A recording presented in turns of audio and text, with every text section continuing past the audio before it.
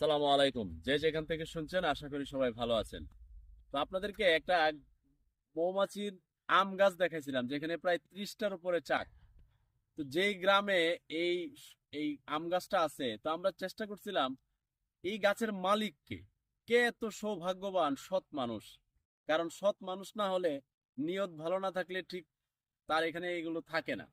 খুঁজতে খুঁজতে আপনার খুঁজতে গাছ কত বছর ধরে এই মৌচাক গুলো আপনার এখানে বসে?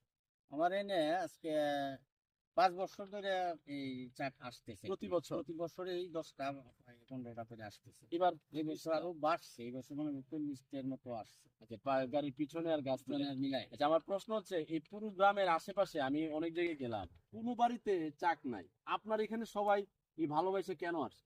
বিষয়টা হলো এই জিনিসটা একটু সততার বিষয়। আচ্ছা, এদের মধ্যে যদি কোনো 2 নম্বরই করে, 2 নম্বর এটা কিরকম 2 নম্বরের মধ্যে মধুর মধ্যে এই শিরা মিশা